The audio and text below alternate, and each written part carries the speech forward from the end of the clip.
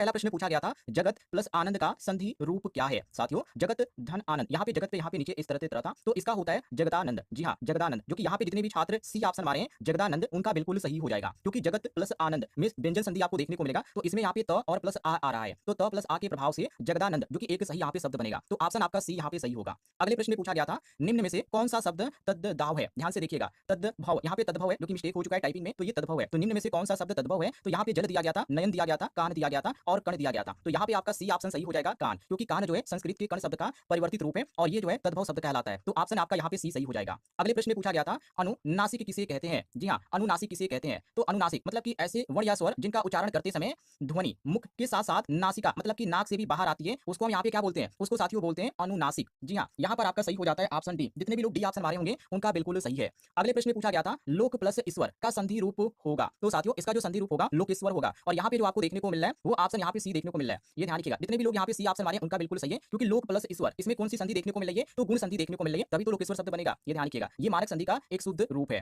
प्रश्न संख्या 35, निम्नलिखित में सही एक कारक क्रिया को चयनित कीजिए। जैसे यहाँ पर आपका पहला ऑप्शन दिया कि श्याम पानी पीता है, श्याम है ये, श्याम पानी पीता है, और बी ऑप्शन शंकर ने साधु को शिक्षा दी। तो ये तो आपका पहला ही ऑप्शन सही होगा, और ऑप्शन को भूल जाइए। पहला ऑप्शन इसलिए यहाँ पे सही होगा क्योंकि श्याम पानी पीता है, इस वाक्य में केवल एक कर्म है, वो पानी है, इसलिए एक कर्म जो कि सकर्मक एक तरह से ये क्रिया होगा, ये इसका उदाहरण है। तो ऑप्शन आपका यहाँ पे ये करेक्ट आंसर हो जाएगा। अगले प्रश्न में पूछा गया था यहाँ पे आगत आगत गुण शब्दों का सही अर्थ है। दोनों देखिए एक तरह से अगत एक है, एक यहाँ पे अगत रहेगा जो कि टाइपिंग हो चुका है, तो ये अगत रहेगा। तो अगत और आगत युग्म शब्दों का सही अर्थ क्या है, तो अतिथि अभ्यागत, जो कि यहाँ पे आपका दिया गया है ऑप्शन बी, ये आपका सही हो जाएगा, क्योंकि आगत का जो अर्थ है आया हुआ, अभ्यागत जो कि ये आपका बिल्कुल मेल खा रहा है। तो ऑप्शन यहाँ पे जो आपका सही होता है ऑप्शन यहाँ पे बी करेक्ट आंसर हो जाता है। अगले प्रश्न में पूछा गया था निम्न में से कौन सा वाक्य सही विराम चिन्ह यहाँ पे चिन्हित है। तो इसमें आप ध्यान से देखिए, जैसे यहाँ पे पहला दिया गया जब मैं घर पहुंचा तब वह सो रहा था, जब मैं घर पहुंचा तब वह सो रहा था, और जब मैं घर पहुंचा तब वह सो रहा था। ये आपका सी ऑप्शन सही होगा, क्योंकि आप इसमें ध्यान से देखिए, जब मैं घर पहुंचा इसके बाद यहाँ पे अल्प विराम है, और उसके बाद यहाँ पर जो कि वो विराम चिन्ह है, और ये एक तरह से विराम चिन्ह इसलिए लगाया गया क्योंकि ये उचित है, क्योंकि एक वाक्य यहाँ पे पूरा हो रहा है कि जब मैं घर पहुंचा, और उसके बाद तब जो यहाँ पे ये शब्द यहाँ पे जोड़ रहा है, उसके बाद वह सो रहा है, ये दूसरे का बोध यहाँ पे करा रहा है, तो अल्प विराम यहाँ पे लगाना सही होगा। ये ध्यान रखिएगा, ऑप्शन आपका सी यहाँ पे करेक्ट आंसर हो जाता है।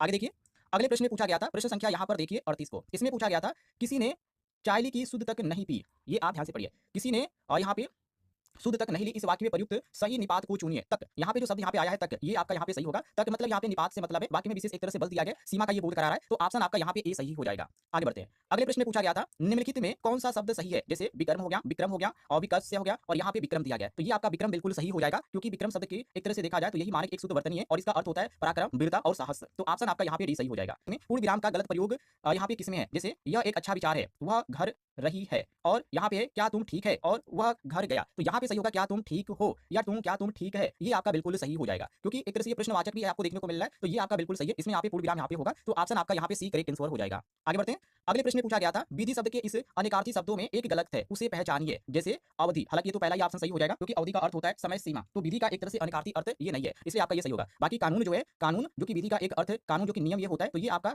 ऐसे तो सही होगा, लेकिन क्वेश्चन के अनुसार ये गलत होगा। और ब्रह्मा भी यहाँ पे सही हो जाएगा, पद्धति भी सही होगा, लेकिन क्वेश्चन के अनुसार ये गलत होंगे, क्योंकि क्वेश्चन ये पूछा जा रहा है कि कौन सा गलत है, तो अवधि गलत है, ध्यान रखिएगा। आगे बढ़ते, अगले प्रश्न में पूछा गया था महात्मा की समास का उदाहरण है। तो महात्मा जो है साथियों, ये आपका कर्मधारय समास आपका आ जाएगा, क्योंकि महात्मा आज जो कि एक तरह से महात्मा, तो इसमें महान आत्मा, तो यहाँ पे शब्द देखने को मिला है, तो संक्षिप्त रूप से आप इसको पकड़ सकते हैं महात्मा, इसमें एक तरह से विशेषण भी है और एक विशेष भी है, तो दोनों चीज यहाँ पर देखने को मिला है, तो कर्मधारय समास आपका होगा, डी ऑप्शन करेक्ट आंसर होगा। अगले प्रश्न यहाँ पे पूछा गया था इनमें सही अनुस्वार शब्द कौन सा है। जैसे यहाँ पे दिया गया सांगत्य, और यहाँ पे दिया गया सांगत्य, और यहाँ पे दिया गया सांगत्य, और यहाँ पे सांगत्य, तो इसमें आपका जो सही होगा वो ऑप्शन यहाँ पे सी सही होगा। ये ध्यान रखिएगा, सी ऑप्शन जितने भी लोग मारे हैं उनका बिल्कुल सही है। अगले प्रश्न में पूछा गया था इनमें कौन सा शब्द सही है। जैसे अंतरराष्ट्रीय, अंतरराष्ट्रीय और अंतरराष्ट्रीय, अंतरराष्ट्रीय, तो इसमें आपका जो सही शब्द होगा वो ऑप्शन यहाँ पे डी सही हो जाएगा, क्योंकि अंतरराष्ट्रीय जो कि मानक हिंदी का शुद्ध वर्तन ये होगा, और इसका अर्थ होता है राष्ट्रों के बीच या विश्व स्तरीय, तो ऑप्शन आपका डी करेक्ट आंसर हो जाता है। आगे बढ़ते, अगले प्रश्न में पूछा गया था प्रहार, प्रहर गुण का उचित विकल्प चुनिए। तो इसमें आपका चोट समय, ये आपका बी ऑप्शन सही हो जाता है, क्योंकि प्रहार का अर्थ होता है आघात से, चोट से, जो कि प्रहर का अर्थ होता है समय का एक जो भाग होता है, लगभग 3 घंटे जिसको बोला जाता है उसको ये बोला जाता है, ये ध्यान रखिएगा। तो ये आपका सही हो जाएगा, चोट और यहाँ पे समय, बी ऑप्शन करेक्ट आंसर। आगे बढ़ते, अगले प्रश्न में पूछा गया था स्वर तंती के बीच के छिद्र से क्या गुजरती है। तो इसके बीच साथियों जो गुजरती है उसको बोला जाता है हवा। जी हाँ, बी ऑप्शन आपका सही हो जाएगा, स्वर तंत्रियों के बीच जो इसकी जो छिद्र होती है उससे हवा गुजरती है, और इसी हवा के कंपन से ध्वनि उत्पन्न होती है, जो कि उसी को लेकर ये पूछा जा रहा है, तो ऑप्शन यहाँ पे आपका सही हो जाता है, बी करेक्ट आंसर। आगे बढ़ते हैं, अगले प्रश्न में पूछा गया है ईंट का जवाब पत्थर से देना मुहावरे का अर्थ है। तो इस मुहावरे का अर्थ है साथियों करारा जवाब देना। आप यहाँ पे नॉर्मली आप गांव में या ऐसे जब झगड़ा होता है तो आपने सुना होगा कि ईंट का जवाब पत्थर से देंगे, तो इसका मतलब ये होता है इस मुहावरे का कि किसी के आक्रमण या व्यवहार का उससे भी अधिक यहाँ पे प्रभावी यहाँ पे जवाब दिया जाएगा, तो इसका मतलब ये होता है, तो ऑप्शन आपका यहाँ पे सी करेक्ट आंसर हो जाएगा। आगे बढ़ते हैं, अगले प्रश्न में पूछा गया था का पुरुष का पुरुष का सही समास विग्रह रूप चुनिए। तो इसमें आपका कायर है जो पुरुष, उसको यहाँ पे का पुरुष बोला जाता है, या ऐसे कह सकते हैं कि का पुरुष का अर्थ है कायर पुरुष होना, और इसका सही जो समास विग्रह है वो कायर है जो कि पुरुष, जो कि ऑप्शन यहाँ पर भी आपका सही हो जाएगा। आगे प्रश्न में पूछा गया था साथियों कि यह भारतीय सेना है, इस वाक्य में कौन सी संज्ञा है? तो संज्ञा की यदि बात करें तो इसमें आपको देखने को मिलेगा समूहवाचक संज्ञा, क्योंकि सेना जो है सैनिकों के समूह का बोध कराती है, इसलिए ये जो होगा समूहवाचक संज्ञा होगा। और भाववाचक संज्ञा तो नहीं होगा, क्योंकि भाववाचक संज्ञा का जो संबंध होता है गुण से होता है, अवस्था से होता है, भाव का जो बोध होता है उससे होता है। सेना से यहाँ पे जो प्रश्न पूछा जा रहा है समूह से इसका नहीं होता है, तो ये गलत होगा। और सी ऑप्शन दिया गया द्रव्यवाचक संज्ञा, तो द्रव्यवाचक संज्ञा जो होता है ये पदार्थ जैसे कि जल हो गया, सोना हो गया, दूध हो गया, मटेरियल से इसका संबंध होता है। और डी ऑप्शन दिया गया व्यक्तिवाचक संज्ञा, तो व्यक्तिवाचक संज्ञा जो होता है किसी विशेष व्यक्ति हो गया या स्थान का जब आप विशेष तौर पर लेते हैं तो वो व्यक्तिवाचक संज्ञा के अंतर्गत आता है, तो ये भी गलत है। हालांकि यह भारतीय सेना, इसमें कोई विशेष चीज की बात नहीं की गई है, एक समूह की बात की गई है, सेना की बात की गई है, तो ऑप्शन आपका ये सही हो जाएगा, समूहवाचक संज्ञा है।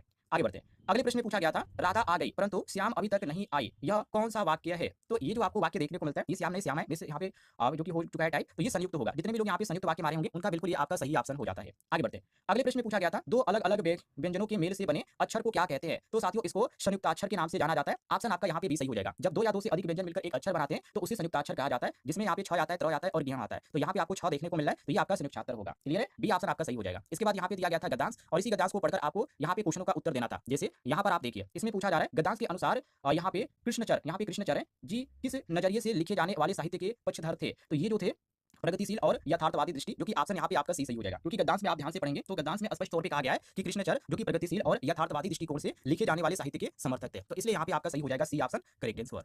अब यहाँ पे देखते हैं जो कि अगला यहाँ पे प्रश्न पूछा गया था, यहाँ पे प्रश्न संख्या 53 को देखिए, ये भी गद्यांश से ही है। इसमें यहाँ पे पूछा गया था गद्यांश के अनुसार यहाँ पर कृष्णचर की लोकप्रियता का अन्य कारण क्या है?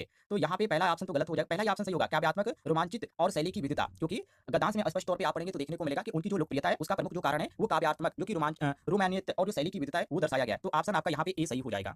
अगले प्रश्न को देखिए, आगे प्रश्न पूछा गया था गद्यांश के अनुसार कृष्णचर किस साहित्य में अनूठी रचनाशीलता के लिए बहुचर्चित रहे हैं? तो उर्दू कथा साहित्य के लिए ये काफी चर्चित रहे हैं, क्योंकि गद्यांश में स्पष्ट लिखा है कि कृष्णचर उर्दू कथा साहित्य में अपनी अनूठी रचनाशीलता के लिए बहुचर्चित रहे हैं, तो इसलिए यहाँ पे डी ऑप्शन यहाँ पे सही हो जाएगा। आगे बढ़ते हैं। अगले प्रश्न में पूछा गया था निम्न में से तदुभाव शब्द कौन सा है? तो इसमें जो आपको तदुभाव शब्द देखने को मिलता है साथियों वो आपका पिपासा, जो कि यहाँ पर आपका बी ऑप्शन सही हो जाएगा, पिपासा। ध्यान रखिएगा, जो कि पिपासा संस्कृत का मूल शब्द है जिसका अर्थ होता है प्यास, तो ये जो है ये तत्सम शब्द है। कौन सा है? यहाँ पे तत्सम शब्द, ये तदुभाव यहाँ पे टाइप करके तदुभाव पूछा गया था क्वेश्चन में, तो ये आपका बी ऑप्शन सही हो जाएगा। बहुत सारी गलतियां हो चुकी है जो कि टाइपिंग करते समय, थोड़ा आप पेपर से मिला लीजिएगा। प्रश्न संख्या 56, इसमें पूछा जा रहा है कि समानाधिकरण समानाधिकरण यहाँ पे था, ये भी स्प्लिट हो गया है, और व्यक्तिकरण किस व्यय के भेद है? तो ये जो है संबोधक, जी हाँ संबंध बोधक, यहाँ पर आपका डी ऑप्शन सही हो जाएगा, क्योंकि संबंध बोधक अवयव के जो प्रमुख भेद है समानाधिकरण और जो व्याधिकरण है ये माने जाते हैं, तो ये आपका सही होता है, डी ऑप्शन करेक्ट आंसर। अगले प्रश्न में पूछा गया था आकाश पाताल एक करना का सही अर्थ है? तो इसका अर्थ होगा कठिन परिश्रम करना, जो कि ऑप्शन यहाँ पे डी आपका सही हो जाएगा। आकाश पाताल जो है एक करना, इसका मतलब यह है कि किसी कार्य को पूरा करने के लिए हर संभव प्रयास करना, बहुत ही कठिन परिश्रम करना, ऑप्शन आपका डी यहाँ पे सही हो जाएगा। अगले प्रश्न में पूछा गया था, हालांकि ये तो और यहाँ पे गलत हो गया, यहाँ जो आपका रहेगा साथियों ये आपका यहाँ पे स्र रहेगा, ठीक है, ये ध्यान रखिए, यहाँ पे जो टाइप हो गया, तो स का सही वर्ण क्रम होगा तो स धन र, तो ये क्या होगा स और धन र होगा, और ये आपको देखने को मिलेगा यहाँ पे बी में, ये आपका स है, ये आपका स रहेगा, आप यहाँ पे देखेंगे अपने पेपर में मिलान करेंगे तो ये आपको स देखने को मिलेगा प्लस र, तो ये आपका होगा ऑप्शन बी करेक्ट आंसर। आगे बढ़ते, अगले प्रश्न में पूछा गया था संयुक्त वाक्यों के कितने प्रकार होते हैं? तो संयुक्त वाक्यों के जो होते हैं 3 प्रकार होते हैं, ऑप्शन आपका भी सही हो जाएगा। संयुक्त वाक्यों में 3 प्रमुख प्रकार माने जाते हैं, एक आपका संयोजक होता है, एक विभाजक होता है और एक होता है विरोधक दर्शक, तो ऑप्शन आपका यहाँ पे बी सही हो जाएगा। आगे प्रश्न पूछा गया था गड़े मुर्दे उखाड़ना मुहावरे का अर्थ क्या है? तो इसका मतलब होता है पुरानी जो बातें उसको यहाँ पे याद करना, जो कि यहाँ पे आपका सी ऑप्शन बिल्कुल सही हो जाएगा। गड़े मुर्दे उखाड़ने का अर्थ पुरानी बीती हुई या कोई ऐसी बात होती है जो सभी लोग भूल जाते हैं और एकाएक किसी को याद आ जाती है, तो उसी को बोला जाता है पुरानी बातें को याद करना, मतलब कि गड़े मुर्दे उखाड़ना। तो इसमें हमने हिंदी के क्वेश्चन को प्रयास किया यहाँ पर हल करने का।